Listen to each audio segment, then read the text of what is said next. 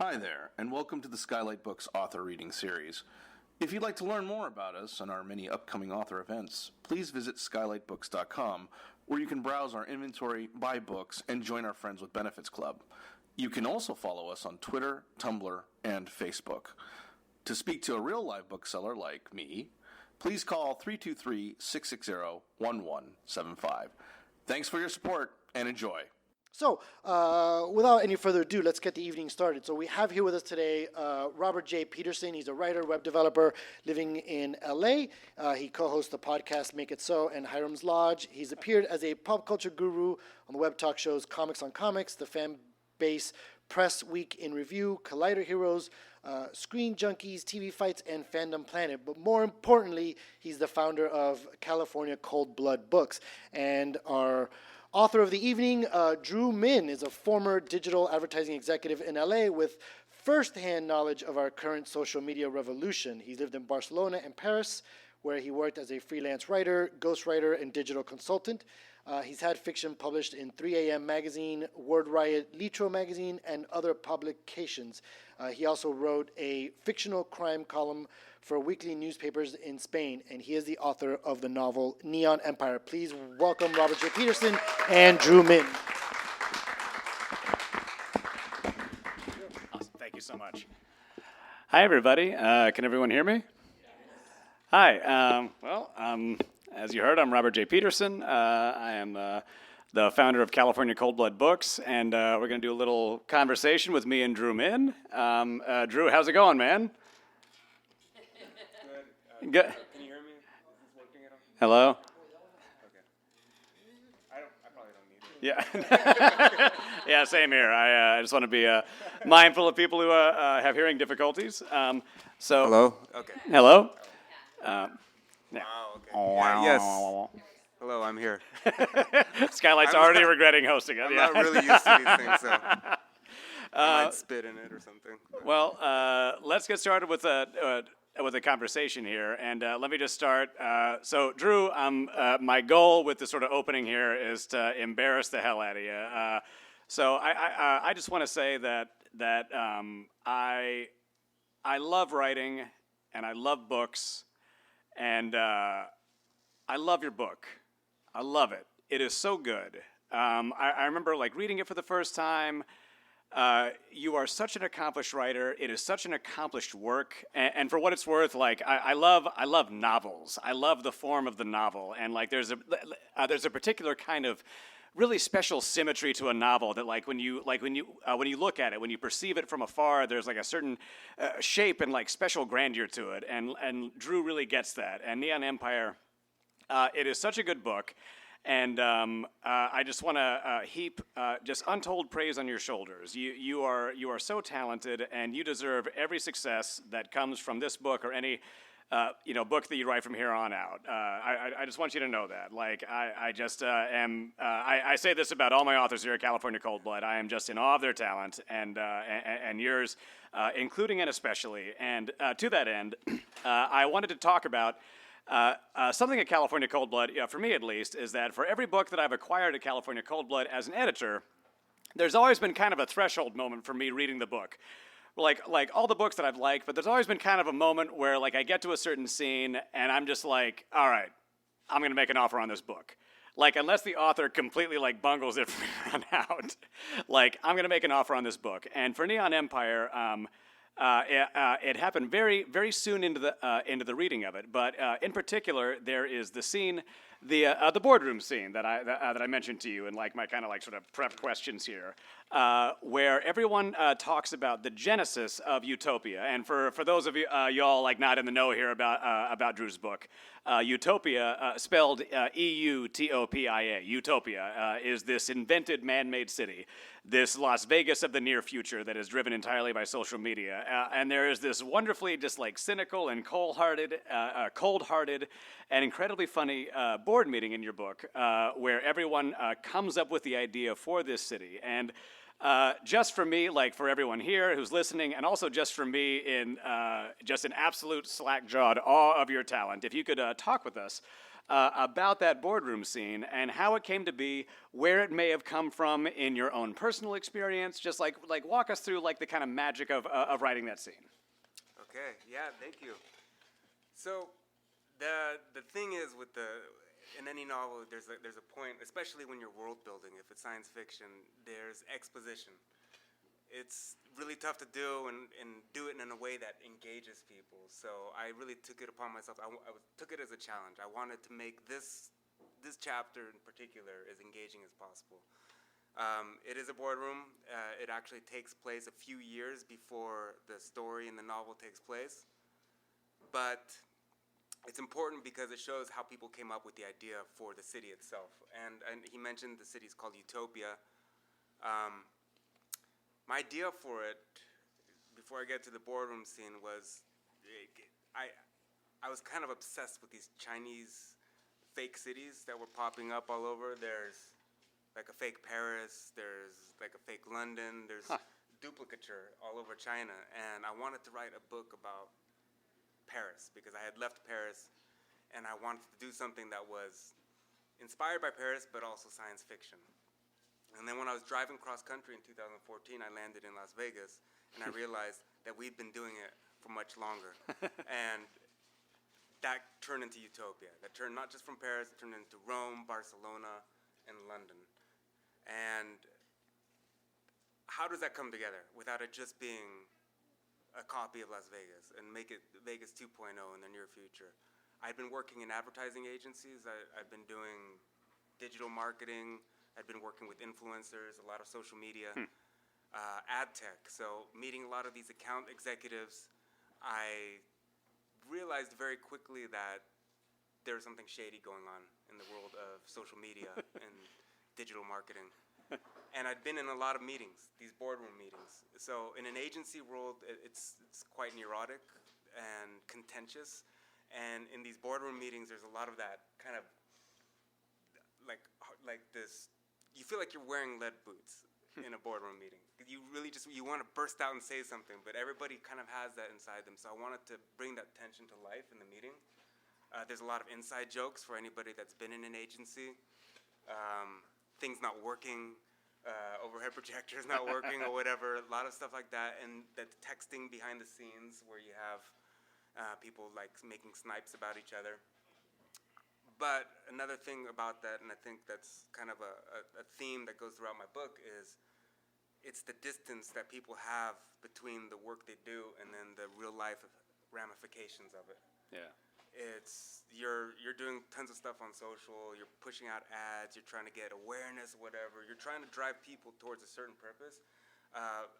But at the end of the day, these people are just texting and thinking about what they're going to eat for lunch and this next spa treatment they're going to have. So. Right. There's a little bit of all of that in there, and I'm glad you liked that because for me that was a challenging chapter. Really? Yeah. It did not read that way at all. That's really awesome, and like I loved how you merged those kinds of sensibilities with the far more pulpy and hard-boiled sensibilities of the book, which is also really cool. Can you talk to us about? We were getting drinks before, and you were telling us about like what a big influence that writers like Mickey Spillane and Jim Thompson. Like, oh, sidebar, I love that you're into Jim Thompson. I love big Jim Thompson. He is the best. And Ross McDonald and all those guys. Can you talk with us about the influence that hard-boiled fiction had on this book as well? Yeah, I grew up reading that stuff. I just loved Jim Thompson when I was a kid. Yeah. Mickey Spillane. Dashiell Hammett, Raymond Chandler, big LA guy. These things were extremely influential to me. And when I first started writing, I wrote this column in Spain as a private detective. I wrote under a pseudonym. It was kind of tongue-in-cheek, so it was more about the comedy and just playing with the tropes of the hard-boiled genre. Right. But very much influenced with the pacing. It's just kind of the muscular nature of the writing. It's very tight. It's very efficient.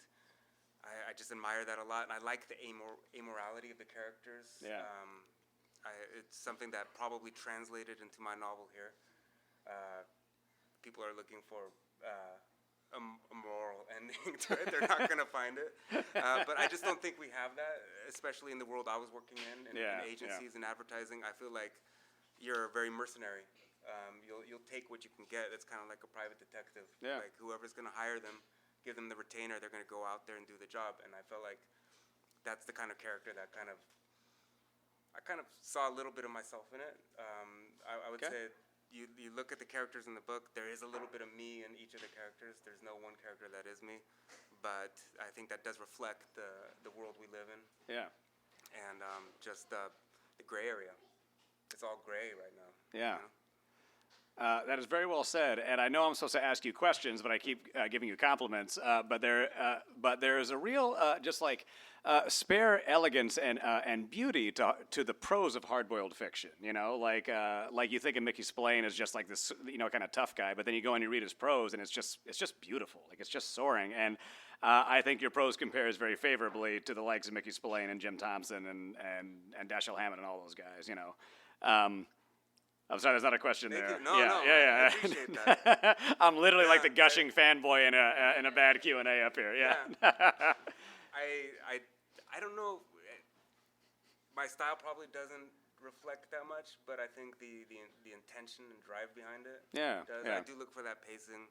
I'm sure I expand more than them. I'm going off a lot. They would never put a boardroom meeting in one of their Probably books. not. I like those tangents because they explore characters, but I do like the sense of suspense that they have, especially those. It's just that page turning quality. Like you're watching a thriller on TV or you're reading a book like that.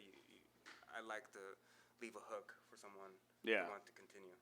What so like the setting for this book, it is so near future, and like I'm talking like 5-10 years down the road, which is a really that is a really hard note to hit. Like Paul Verhoeven's RoboCop is like one of my favorite movies, period. But it's one of my favorite movies that hits that near future sweet spot, and you hit that so easily.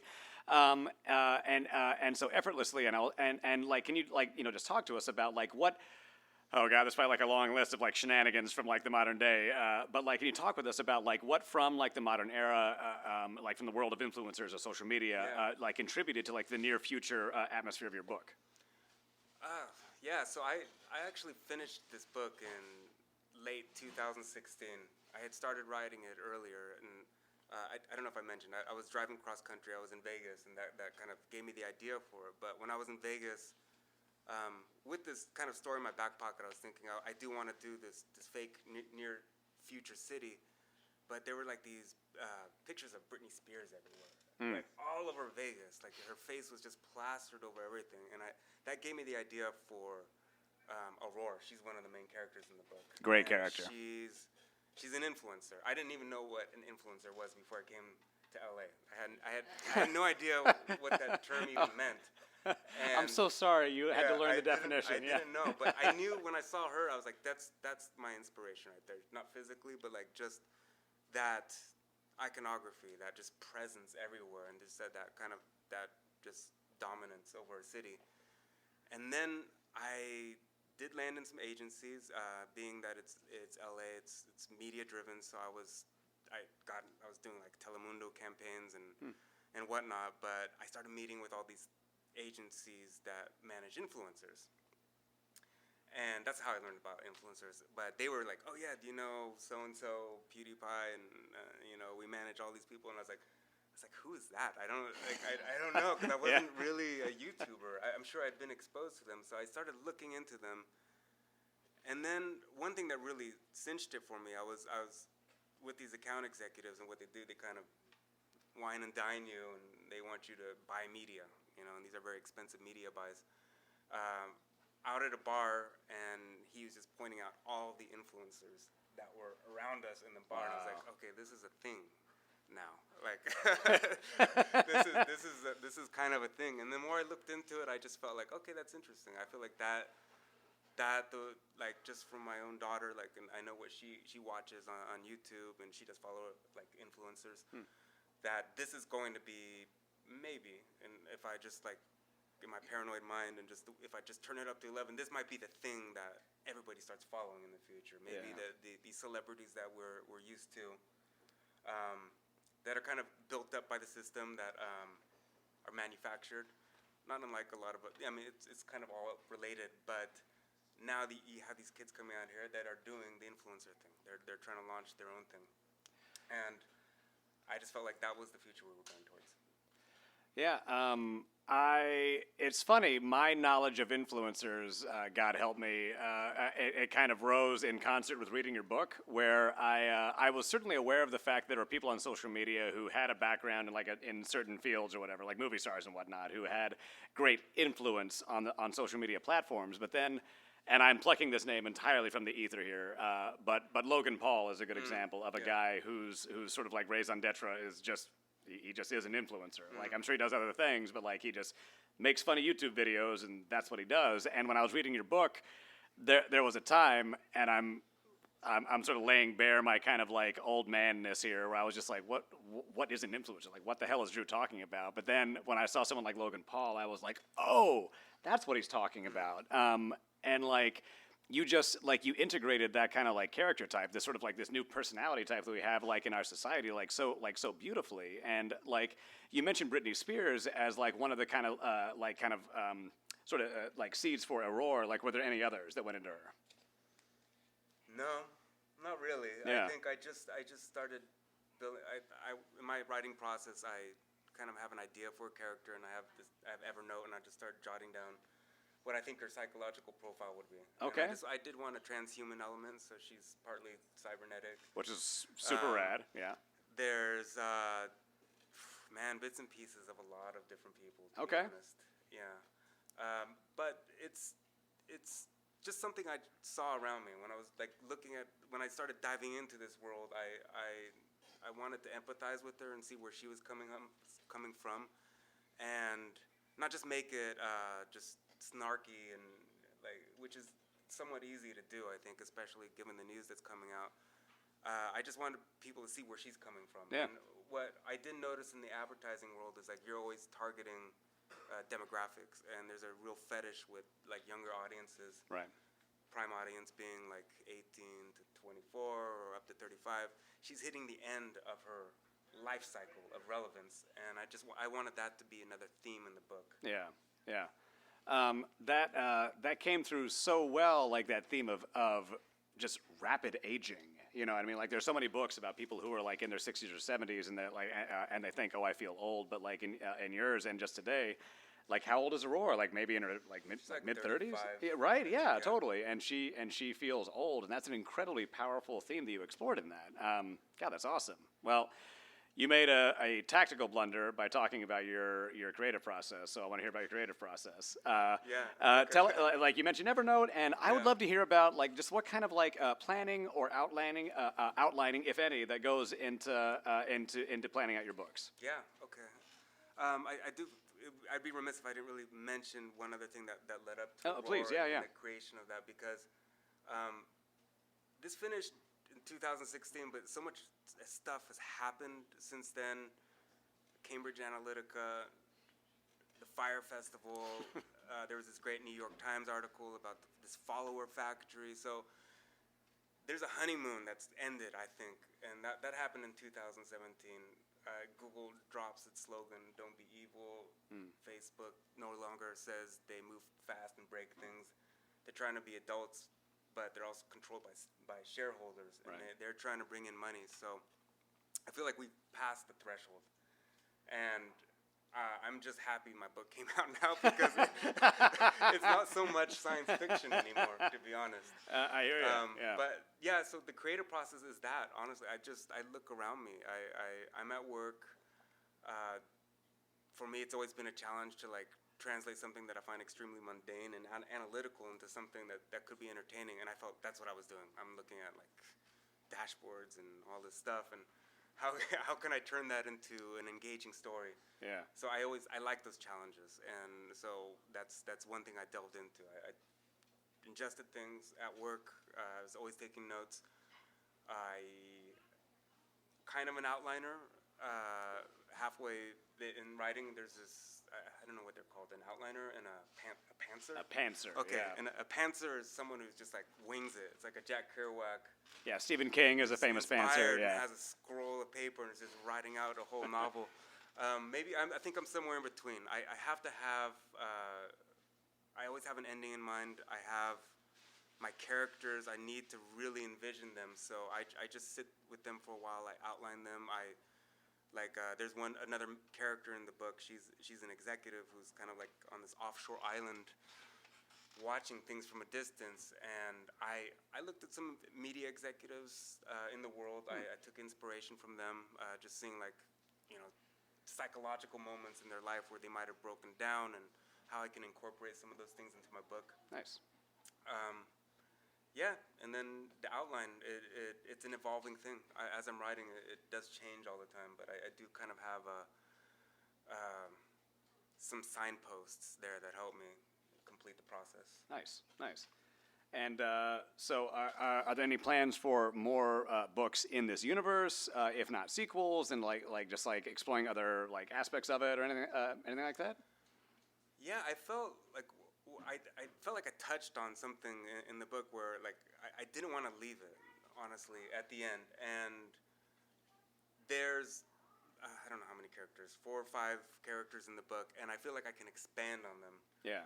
I can leave some behind. They might come back at a later point, but with the things that are happening in the news, I've been both distracted, disturbed, and inspired. I already have my next book, and then I have a book after that I already have kind of planned out.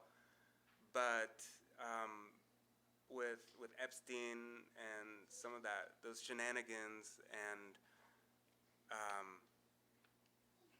this transhumanism that's going on, I see these tech executives, they're kind of trying to move offshore. They're building these fortresses and bunkers and stuff. A lot of that was already in my next book, but I think I'm going to ramp it up. It's going to be way crazier than this one. So, I'm not trying to make you feel jealous, but Drew has told me about some of his future ideas, and they're awesome, and they're going to make such great books. If you want to, if there are no questions from the audience, we can do a quick signing. Or Drew, is there anything else you wanted to offer? Or no, I'm really pleased to see everybody out. Yeah, thank you. Thank you all for coming out. Yeah, this is really cool. What a treat. Yeah, please, yeah. Yeah.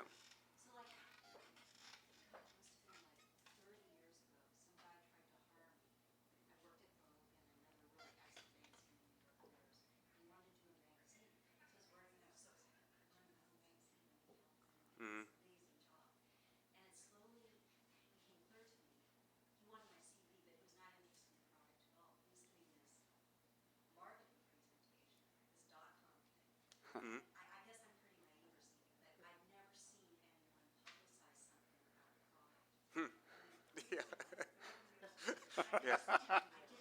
Yeah. Yeah. Yeah. We're all really old school business people. And Yeah. then I watched Elizabeth Barros, and Oh, yeah. Steve Jobs without Steve Jobs' brilliance. Yeah. It's like, and I'm watching, it's the mega economy, the most amazing economy on earth, no problem. Yeah. And it goes on, and it goes on, and it makes millions and billions. So, what do you think of this? Is this part of me thinks this must have, these are just old cons getting reworked in ways. Yeah. But part of me thinks this would never be possible except right now. So, can you talk about that? Sure. Yeah. There's, recently Elon Musk said something really interesting to me when he launched, I don't know if you know, he launched a Tesla in the space, allegedly. Yeah. Right? So, but he said, because people were complaining about it, and he said this thing that I thought was really cool. It has to be real because it looks so fake. And I think we're living in that world right now. I think that, especially in advertising, you get social media just amps everything up on steroids, is that it's that presentation. You can cultivate your life, and you can present yourself any way you want on social media. And I think maybe people bought into it before, but I think we're all kind of playing the game now. Where we know it's fake, right? But we're all kind of engaging in it. It's who can do it better. Or you have Logan Paul, I have to turn it up by burning a mattress in my backyard and doing wheelies and jumping on news trucks. He's doing crazy stuff. So that was one theme that was in the book, and that's also what I saw in advertising or social media in general, is that if there's a saying in media and advertising, if it bleeds, it leads. Those were network executives and newspapers, so they're going to put something that's salacious and crazy on the front page because that's going to sell more copies. Right. And I feel like now, since we all kind of have our own channels, we're all our own little mini media organizations. If we want to play the game, the engagement game, the view game, how am I going to get more pre-roll, more ad revenue, you kind of have to do that. And that's why you see these crazies. Like, there's the crazy stuff on YouTube because people are playing into the system. It's the entire model of digital advertising. Yeah. The engagement rate, and I think that's writ large now, just because it's so pervasive. That is very well said. Yeah. All right. Yeah. Well, yeah. We're doomed. No, did you want to do a reading, or are you good, or what are you feeling? No, I'm not. All right. No, that's fine. That's fine. Yeah. Yeah, No. I have some folks here that take jujitsu with me, and I actually there's Okay. a chapter in the book where there's a little bit of jujitsu in it, and I was. What? You guys can find it. And you All right. criticize Great. it. I wrote it when I was a Perfect. white belt, so I didn't. I made some mistakes. Yeah. All right. But, yeah. Well, should we move on to to signing? Of course. Break yeah, out the if there's Sharpie. Yeah. no All right. questions, Yeah. let's do it. Excellent. Round of applause for June. Yeah. Thank you. All right, so I'm going to ask for two favors. Number one is please purchase the book first before coming up and having it signed. We have plenty behind the register. And the second favor is if you were sitting in a chair, if you just by flipping up the chair and like leaning it up against this bookshelf here, it'll make this sort of clean this out go by that much One thing, faster. actually, I forgot. I mentioned I had written another book before. So underneath, if you check under your chairs, one person might have a Post-it, and Everybody look. because yeah. not all the chairs are filled, it's possible that it might not be there. So if you find a Post-it, you'll get a copy of my old book. So, yeah. Yeah. Michael got it. Okay. Yay. You've been listening to the Skylight Books author reading series. Don't forget, you can listen to this and all of our other great podcasts at skylightbooks.com. Thanks again for stopping by, and we hope to see you soon.